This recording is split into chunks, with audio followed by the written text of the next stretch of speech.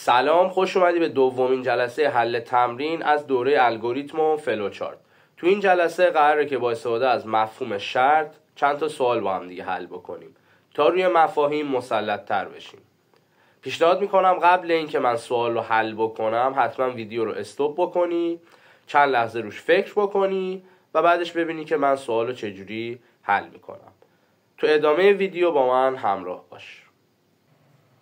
سلام، خوش اومدی به جلسه حل تمرین دوم از دوره الگوریتم و فلوچارت. یه سری چیزهای جدیدتر خوندیم، با شرط آشنا شدیم. بریم با چیزایی که قبلا خونده بودیم ترکیبشون بکنیم، یه سری تمرین هم بکنیم که هم چیزهای جدید رو مسلط بشیم، هم یه چینی بین اینا صورت بگیره، اینا به هم هی قفل بشن. هرچی یاد میگیریم هی با قبلی ها پیوند بزنیم، اینجوری بهتر یاد میگیریم. یه الگوریتم قراره بنویسیم سن کاربر رو بگیره. سن کاربر بالای 18 بود بگه access granted، زیر 18 بود بگه access denied. قبل اینکه حل بکنم ویدیو رو پاز بزن، یه چند لحظه روش فکر بکن، بعدش ادامه رو ببین. اول از همه فقط شروع، این همیشه یاد باشه. 2. سن کاربر رو دریافت بکن. خب میگم سن کاربر رو بگیر، مثلا اسمشو میذارم ایج رو دریافت کن، یا مثلا میتونم بنویسم ایج مساوی اینپوت 2 تا پرانتزی یعنی تابه، یعنی یک کاری رو انجام بده. ایج رو بخون، اینپوت رو فراخوانی کن، اینپوت رو که میزنی سن رو از کاربر بگیر. حالا سن رو گرفتم، چیکار بکنم؟ اینجا 2 تا حالت داریم. اگر ایج چی بود؟ بالای 18 بود، میگم بزرگتر از 18 بود. اگه بالای 18 بود چیکار بکنه؟ یه دونه لول میام، یعنی اینکه این دستوری که الان میخوام بنویسم زیر مجموعه دستور بالاییشه. میگم 3-1 یا اینجوری، یعنی اولین دستوری که اومده اینجا، یعنی تا اینجا اوکی داره میاد. بعد میگه اگه 18 بود حالا بیا این کارا رو انجام بده. چی کار بکن؟ چاپ کن چی؟ access granted. بعدش چی؟ بعدش دیگه نمیخوام کاری بکنی، بیا پایین. اگه ایج بالای 18 بود که داره میمیسه access granted. اگه نبود چی؟ میگم در غیر این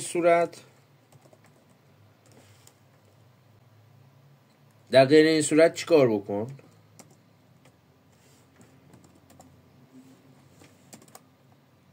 چاپ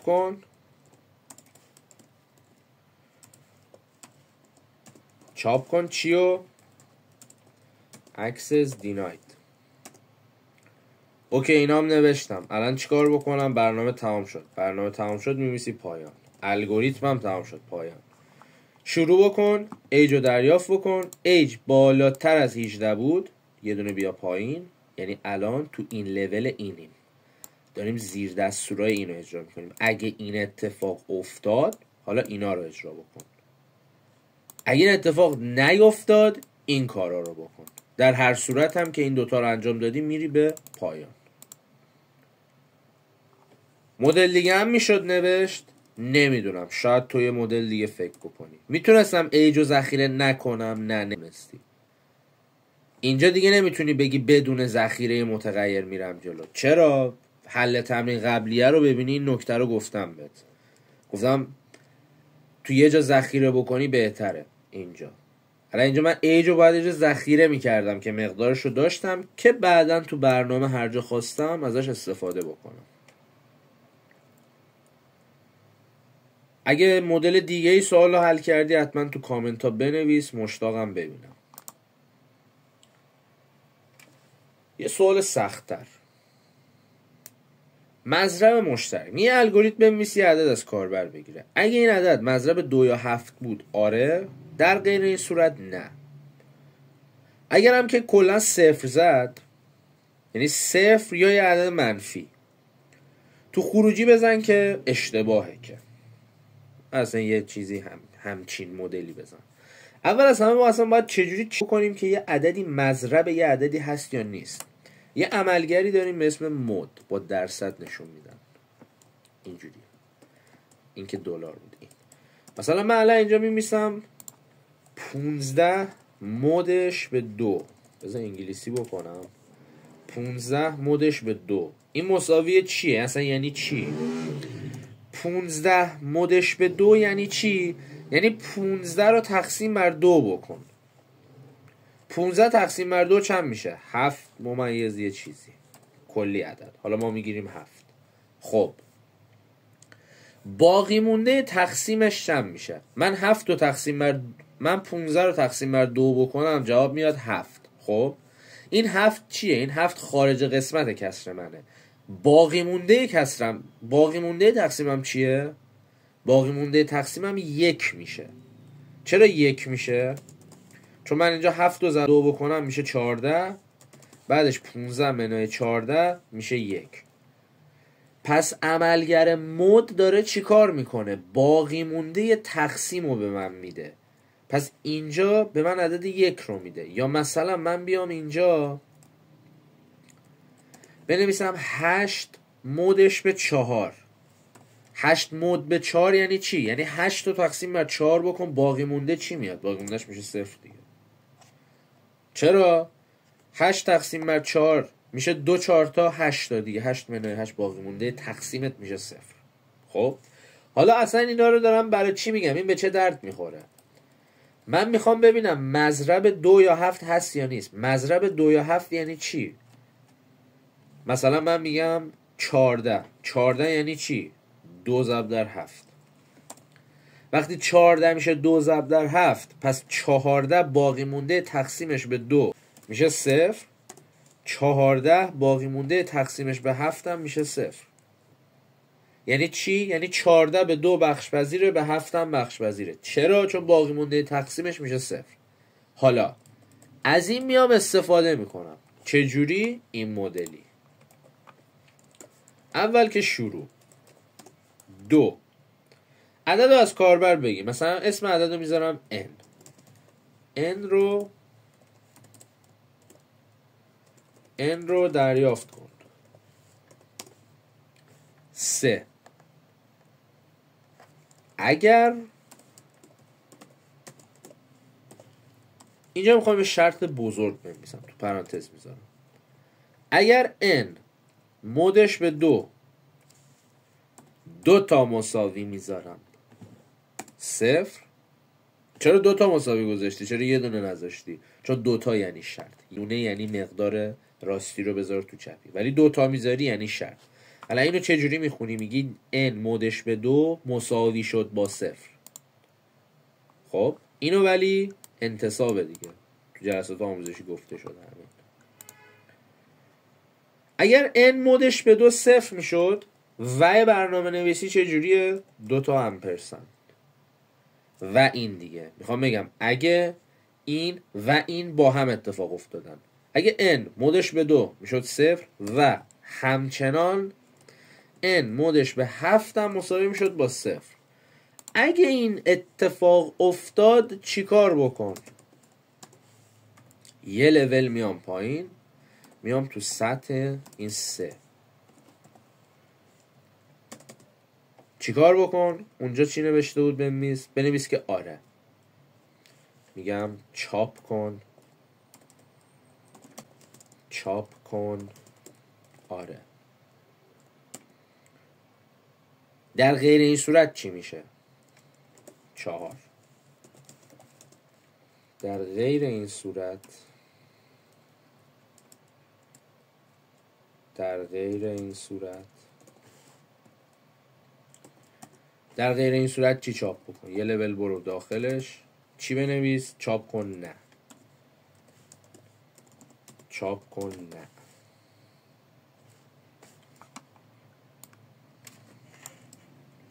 خب آقا یه سوال، چی؟ این بعد چی شد؟ این اشتباهه که چی شد؟ مثلا من الان میام اینجا عددمو میزنم 15. خب 15 خب مودش به 2 صفر نمیشه دیگه، پس میاد تو این میمیسه نه، اینم نه. خب ولی من الان اینجا اینو که چک نکردم، من الان بنویسم -1 چه اتفاقی میفته؟ -1 بنویسم نه تو این که نمیاد. بعد اینجا من گفتم در غیر این صورت برو تو این، من الان -1 بزنم که نه چاپ میکنه، من نمیخوام این اتفاق بیفته، میخوام اینو چاپ بکنم. پس قبل این که وارد اینا بشم خب میام یک کاری میکنم، یه چکی انجام میدم قبل اینکه اصلا وارد اونا بشم. میگم 3 اگر n ما اصلا بزرگتر از 0 هست، اگه n ما بزرگتر از 0 بود، حالا بیا چیکار بکن؟ کل اینا برن زیر مجموعه تو بشن، چون من میخوام در صورتی که n مثبت باشه اون کار رو فقط میخوام انجام بدم دیگه. اگه n من منفی باشه که غلطه. خب در صورتی این چیزایی که من نوشتم درسته که n من مثبت باشه. حالا n من الان مثبته، آره الان تو این جایی که داریم میایم مثبته.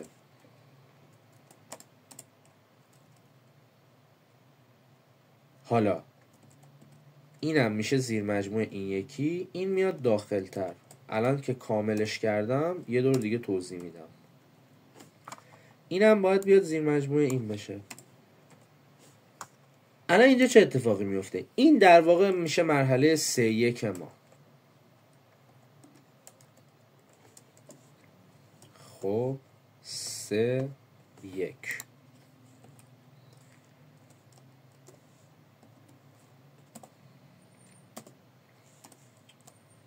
3-1 چیکار بکن؟ اگه اینجوری بود بیا اینو چاپ بکن دیگه، یه دونه است نمیخواد بنویسی. در غیر این صورت این میشه 3-2. در غیر این صورت هم که داری میای اینو چاپ بکن. حالا آقا فرض رو بر این میذاریم این منفی بود چی میشه؟ اینجا میمیسم در غیر این صورت.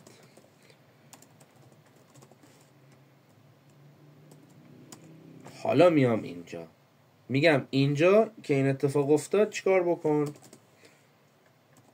چاپ کن. اشتباهه که همه کارا که تمام شد تو مرحله 5 پایان. یه دور دیگه ببینیم مثلا چی شد. ما اولش اصلا اینو اینجوری ننوشته بودیم، یه مدل دیگه بود. خب اول از همه با چک بکنم n من مثبت هست یا نیست، چون اینجا گفته اگه 0 یا منفی بود این پیغامو میخوام چاپ بکنم. من اون روش قبلی که رفتم به مشکل میخورد. چرا؟ دیدین چرا؟ چند ثانیه بزنی عقب میفهمی چرا. این باید بزرگتر از 0 باشه. اگه بزرگتر از 0 بود که بیا این کارا رو انجام بده. اگه نبود چاپ بکن اشتباهه، چون پایین تر از 0 دیگه، منفی یا 0 بوده. حالا اگه بزرگتر از 0 بود چک بکن که به 2 مضرب 2 هست یا 14. البته جفتش باید باشه. البته سوال گفته که 2 یا 7. من اینجا و گذاشتم، پس من اینو اینجوری می نویسم چون گفته 2 یا 7 دیگه. یه دونه از اینا درست باشه این اجرا میشه. مضرب 2 یا 7 هستش یکی از اینا، آره رو چاپ کن. در غیر این صورت نبود اینو چاپ کن. اینم از این سوال. میگه یه الگوریتم میخوایم بنویسیم که اول یه نمره از کاربر میگیریم، نمره رو میخوایم به حروف انگلیسی تبدیل بکنیم. مدلش هم اینجوریه: نمره زیر 15 بود C، بین 15 و 18 بود B، بالاتر از 18 بود A. چجوری می‌نویسمش؟ خب 1. اول از همه همیشه شروع رو اول می‌نویسیم. 2. من عدد رو میگیرم، نمره رو میگیرم، مثلا اسکور رو دریافت کن.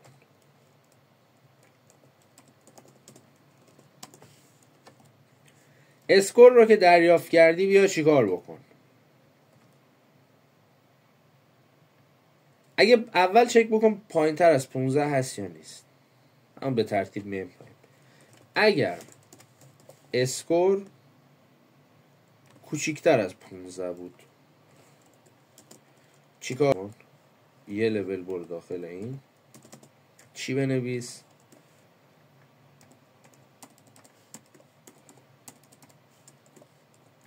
چاپ کن سی. پس الان چک کردم که اسکور پایین تر از 15 هست یا نیست. حالا بریم بعدی. میگه بین 15 و 18. تو 4 چی می‌نویسم؟ در غیر این صورت دوباره می‌نویسم اگر، چون دیگه باز هم میخوام چک بکنم دیگه. ببین یه بار اینو چک کردی، در غیر این صورت برای زمانیه که دیگه هیچ شرطی نیست، ولی بازم شرط هست، 3 تا شرطه. پس اولی اگر، دوباره در غیر این صورت، دوباره اگر، شرط بعدی چک میشه. پس در غیر این صورت اگر نمره من بزرگتر تساوی بود با 15 و اسکور من کوچیکتر از 18 بود، گرفتی؟ یه لول میری داخل چی می نویسی؟ چاپ کن، چاپ کن بی. حالا 3 تا شرط بود، 2 تا رو رفتم، بعدی چی؟ دارم چک میکنم دیگه. اگه زیر 15 بود که سی، از خود 15 تا 18 بود بی. حالا دیگه رسیدم آخرش دیگه. اینجا دیگه میمیسم در غیر این صورت، دیگه نمیمیسم باز اگر فلان شود بسار. 5 چی بنویس؟ چاپ کن A. و در انتها که میشه مورد 6 میشه پایان. اینم از این سواله. مثبت یا منفی، این تمرین بعدیه. میگه الگوریتم بنویس 3 تا عدد از کاربر بگیر، ضربشون مثبت بود بنویس مثبت، منفی بود منفی، صفر بود صفر. خب اول از همه که شروع میکنم 3 تا عدد رو از کاربر میگیرم، میگم A و B و C رو دریافت کن. الان دیگه انقدری بلد شدم که وقتی میگم دریافت کن یعنی متغیر رو بردار، اول ایجادش بکن، عددی که کاربر زد تو این ذخیره بکن. این یه خط معادل این چند تا میشه. الان دیگه اینا رو میدونیم چون سطحمون بالاتر رفته، بلدتر شدیم. A و B و C رو بگیر. یه دونه متغیر میخوام تعریف بکنم به اسم S یا P. اسمشو میذارم P. میگم P برابر با چیه؟ A ضرب در B ضرب در C. ضرب اینا Cه. درسته؟ خب میام تو 4. الان اعداد رو دریافت کردم، ضربشونم توی P قرار دادم. اگر P بزرگتر از 0 بود، اگه P بزرگتر از 0 بود چیکار بکنم؟ هیچ.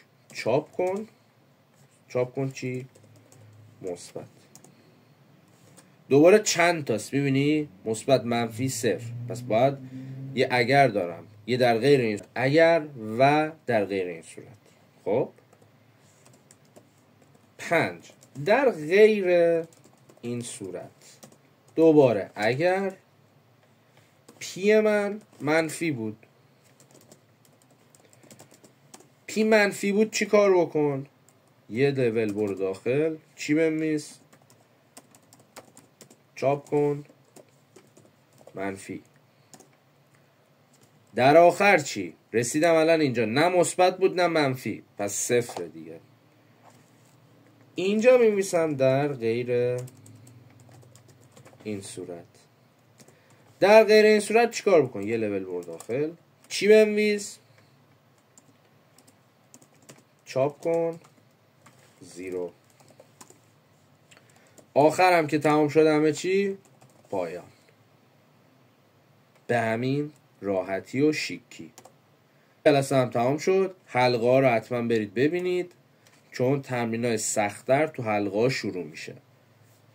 حتما این ویدیو رو ببین، شده چند دور ببین. میدونم اگه اول راه یکم سخته، یه کاغذ قلم بردار اینا رو تمرین بکن، انرژی بده، حمایت بکن و امیدوارم که بعد این دوره بتونی الگوریتمی فکر بکنی و قدرت حل مسئلت بالا بره.